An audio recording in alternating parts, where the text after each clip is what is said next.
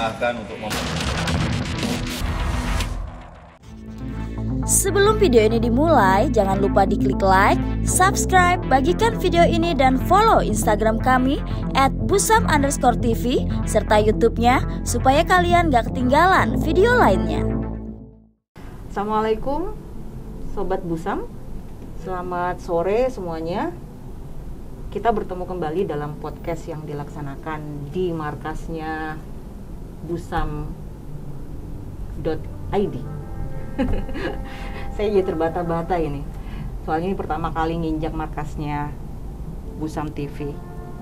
Kalau bukan karena suatu topik yang sangat menarik dan bukan karena mau ketemu seseorang yang spesial sore ini, mungkin saya nggak sampai ke sini nih. Ya, perkenalkan, nama saya Unisa Gena.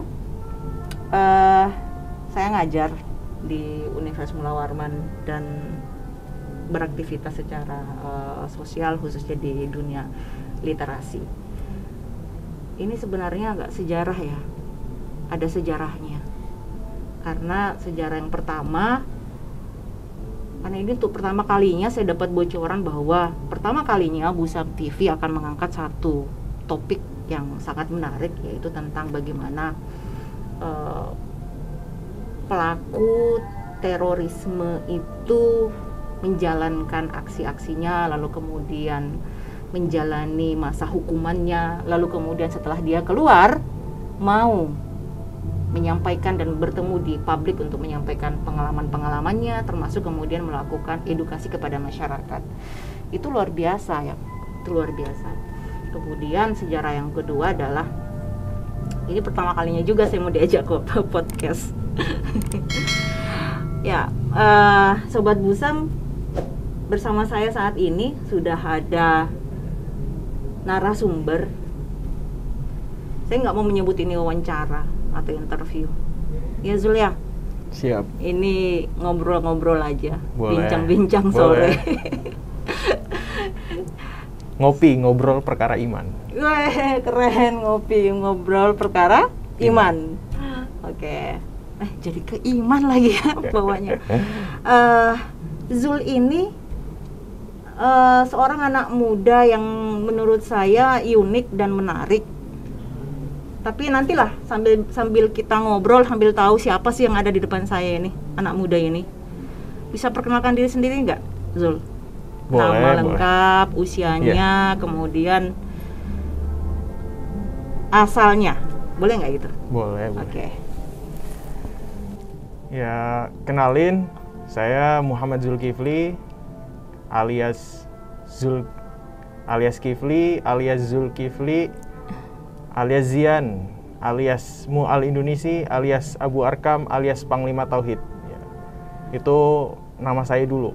Kalau sekarang ya kalian panggil aja Bang Zul boleh, atau seenak kalian aja, insya Allah.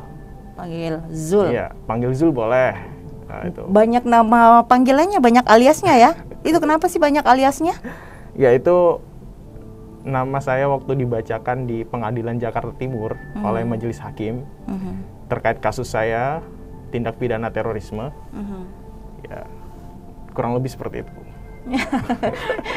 Jadi udah cerita sendiri nih Zul nih, pernah menjadi terdakwa kemudian melalui masa hukumannya selama berapa tahun, Zul? Saya menjalani di Polda Metro Jaya, Jakarta Selatan itu 1 tahun 10 bulan, kurang lebih. Dari tahun kapan hingga? Dari tahun 2019 sampai 2020 akhir. 20 Kemudian di Lapas Samarinda saya menjalani sekitar 8 bulan. Oke. Nah ini udah berapa bulan ini keluar dari sana dan kemudian kita bisa ketemu di sini nih? Oh, Baru keluar kan? baru bebas, saya baru bebas dari kurungan penjara, kandang macan. Baru bebas itu sekitar sebulanan yang lalu deh, kalau nggak salah ya, seingat saya gitu. Oke. Zul, banyak kan berita-berita tentang Zul, ya kan? Iya. Banyak berita tentang Zul, kemudian dikaitkan dengan jaringan bom di Sibolga, Sumatera Utara, Iya. gitu. Media menggunakan itu beberapa istilah ya, teroris muda, kemudian setelah menyelesaikan hukuman, disebut juga mantan teroris. Sebenarnya Zul sendiri tuh perasaannya gimana sih? Mendapatkan julukan-julukan kayak gitu, apa sih yang dirasakan dalam hati? Yang ditanyakan apa yang saya rasakan saat ini, apa yang dulu waktu awal penangkapan? Yang dulu ketika dicap sebagai teroris gitu, dianggap sebagai teroris, itu pertanyaan pertama. Kemudian sekarang kan dianggap disebut mantan tuh ya, mantan teroris atau apa ya sebenarnya. Kemudian pertanyaan yang ketiganya, kamu tentunya kalau saya bisa duga nggak nyaman lah ada stempel itu terus mengikuti terus kan, sebutan teroris. Siapa sih yang senang atau bangga gitu? Maunya Zul diberikan istilah apa gitu yang tepat? Untuk pertama saya jawab dulu pertanyaannya yang pertama tadi, masalah bagaimana perasaan ketika dilabeli sebagai seorang teroris saat itu, saat penangkapan. Jujur aja sih itu adalah cita-cita gitu. Itu adalah impian kita gitu. Jadi impian kita dulu itu adalah menjadi seorang teroris gitu.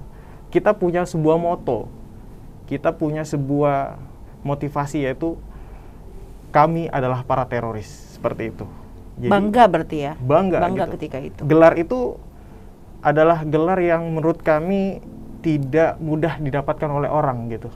Dalam artian hanya orang-orang tertentu menurut kami, orang-orang khusus yang bisa mendapatkan gelar itu. Dan jika Anda bisa mendapatkan gelar itu, maka itu adalah sebuah kebanggaan. Seperti itu. Oke. Di skip dulu pertanyaan yang kedua saya tadi ya. Kamu lanjutkan dulu ya, karena masih cerita yang flashback ya. Ada rasa kebanggaan. Terus merasa kerennya tuh di mana itu? Ya, gimana ya, dalam paham terorisme ini ya kan ya, tujuan kita itu memang seperti itu gitu, untuk melakukan teror gitu. Tujuan kita itu adalah membuat aksi teror.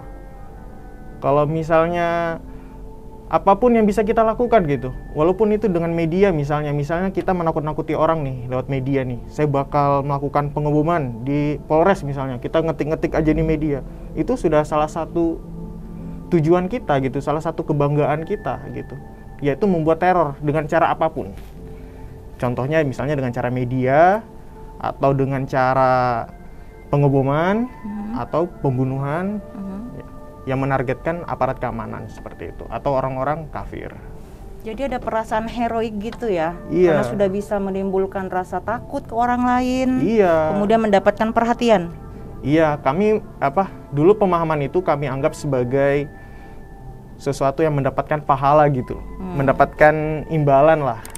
Kalaupun kita mati di atas itu ya kita mendapatkan surga, seperti itu. Dulu itu umurnya berapa Zul ketika itu? Waktu penangkapan saya berumur 18 tahun. 18 tahun. 18 tahun lebih 6 bulanan lah. Baru tamat SMA itu ya? Iya, teman-teman masih UN sih. Nah, masih proses UN saat itu. Masih muda sekali. Iya, masih muda tapi cita-cita. Dan sekarang berarti udah 21 ya? Sekarang 21. 21. Masih sangat muda gitu. Masih bocil lah, bocil pensiunan. Tapi dulu itu Zul 2019 ya, pertama kalinya Zul terpapar dengan paham itu dan kemudian terekrut dalam jaringannya. Itu kondisinya Zul ketika itu seperti apa kondisinya? Kondisi itu menyangkut apa yang dirasakan. Apakah waktu itu dalam keadaan galau, depresi, gelisah gitu, begitukah? Enggak sih, enggak seperti itu gitu. Saya terpapar itu dalam keadaan saya justru orang yang sangat berprestasi di dalam pondok pesantren gitu, di dalam sekolah ya. Di pondok pesantren di Jawa Timur saya juara 1 umum dari 4 kelas. Kemudian di Makassar saya juga juara 1 dalam lomba hafalan Al-Quran. Itu ujian akhir gitu. Jadi bukan dalam keadaan saya galau ya, sedih, tapi dalam keadaan berprestasi malah. Membanggakan orang tua justru.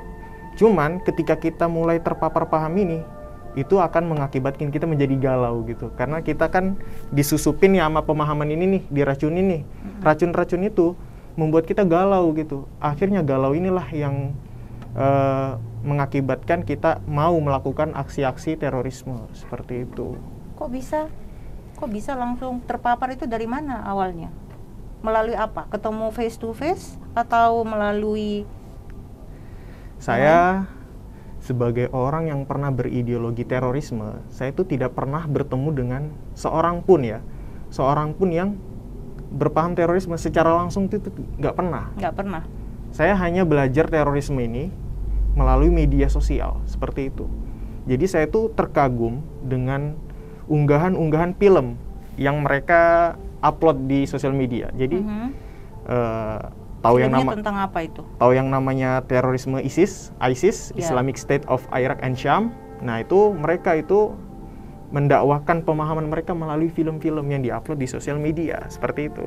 Waktu Zul melihat tayangan itu di media sosial itu awalnya keponya memang langsung ke situ atau random aja, nggak sengaja ketemu atau memang sengaja nyari kemudian ketik gitu?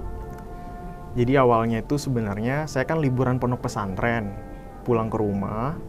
Waktu di rumah, abang nanyain, "Dek, mau lihat film perang nggak?"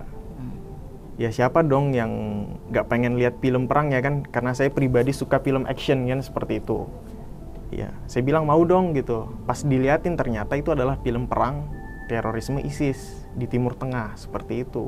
Itu dari abang duluan ya? Nah, dari abang itu. Tahu dulu. Di situ saya terkagum-kagum dengan adegan-adegannya gitu, karena itu kan film peperangan nyata tapi direkam gitu loh. Jadi tentara yang merekam peperangan itu terjun di garis depan. Jadi kita yang nonton seakan berasa hadir di medan peperangan seperti itu.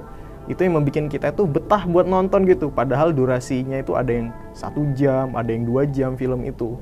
Awalnya dari situ doang gitu. Kita tuh cuman seneng banget ya. Wah, ini keren banget nih gitu perang. Tapi nyata gitu. Bukan kayak film-filman Hollywood gitu. Ini nyata gitu kan. Sambil mereka ngomong-ngomong juga, menyusupkan ayat-ayat, menyusupkan hadis-hadis yang mereka menurut versi pemahaman mereka seperti itu. Dari situ dulu Bu awalnya. Minimal kita itu udah ada kagum dulu sama perangan mereka. Itu tadi ya perasaan heroik, kemudian wih laki itu banget ini. Nah gitu, ini perjuangan bukan banget laki gitu ya kan. Ini Wah. kalau nggak berani mati Iya. gitu ya. Iya seperti. Awalnya cuman seperti itu sih. Kalau menurut saya sih ya dari sebuah film yang menggugah seperti itu. Berarti nggak pernah ketemu dengan yang merekrut ini secara Nggak face pernah. to face. Saya nggak melalui media sosial. Benar, murni dan real hanya melalui media sosial, tapi itu sudah mampu membuat saya pengen meledakkan diri di kantor polisi. Nah itu pertama kalinya, kenapa bisa muncul pikiran meledakkan diri sendiri? Ya karena racun-racun tadi gitu loh, paham-paham terorisme ini pelan demi pelan itu mengarahkan kita itu ke sana gitu. Berapa lama itu durasinya kalian ngobrol? Kalau untuk terdoktrin sampai bisa terdoktrin, gitu kemudian yakin. Awalnya saya kan nonton film perang tuh, film perang, kemudian balik ke pondok pesantren, selesai masa liburan, saya masih seperti biasa, masih orang normal gitu. Pas liburan lagi, liburan akhir tahun, nah di situ saya manfaatkan lagi buat nonton film ISIS di situ. Saya nonton lagi, perdalam lagi. Nah, ketika saya mulai mendalami itu di situ, mulai agak oleng lah bahasanya ya. Saya itu mulai udah kayak abnormal gitulah. Udah berprestasi di sekolah tapi masih memilih untuk mati gitu loh. Meninggalkan orang tua, meninggalkan keluarga, meninggalkan teman-teman. Seperti itu. Karena mereka punya moto bahwasanya setelah mati itu Anda akan mendapatkan surga seperti itu. Ada motivasi-motivasi seperti itu. Tapi Zul ini kan orangnya cerdas, juara ini itu, prestasi ini itu. Kok bisa mudah percaya? Apa itu yang dirasakan? Gimana ya, namanya orang beriman kan kita jujur kan ya. Orang beriman tuh pasti jujur pengen yang namanya masuk surga, iya nggak?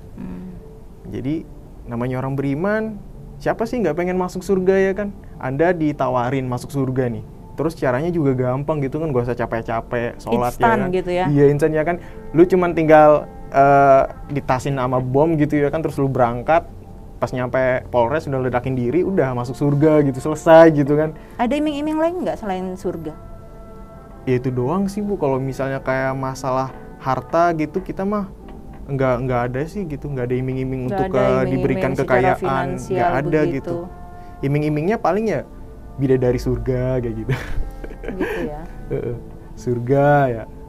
Ada yang bilang sebenarnya kalau dalam durasi 2 jam ngobrol-ngobrol itu udah bisa menyuntikkan doktrin-doktrin dan membuat orang langsung percaya dan mau jadi pengantin gitu. Benar nggak sih? Iya, kalau kebetulan orang yang diajak berbicara itu adalah orang yang sedang mencari jati diri, orang yang penasaran, orang yang pengen belajar, ya otomatis akan mudah gitu. Bahkan bisa kurang dari 2 jam bahkan. Yang Oke. penting targetnya pas gitu loh. Nah kemarin targetnya kemana itu? Apa yang mau diledakkan?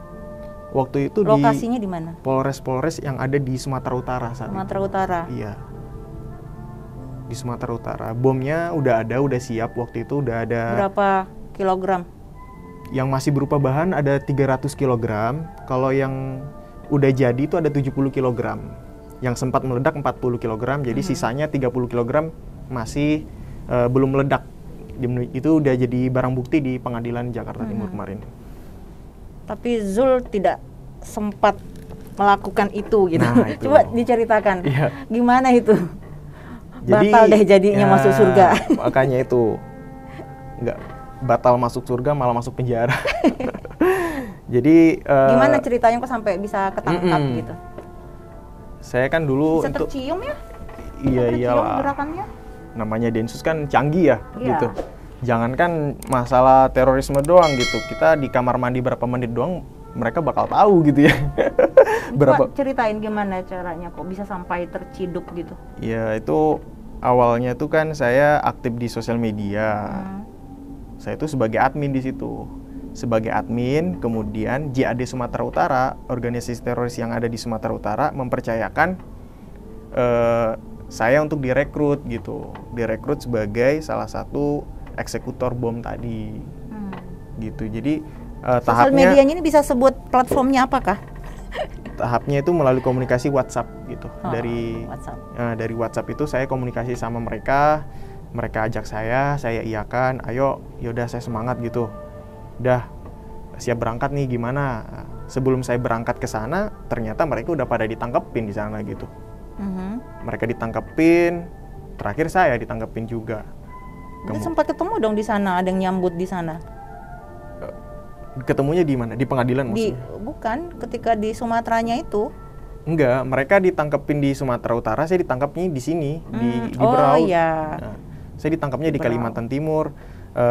Kasusnya saya itu pasal 13 huruf C.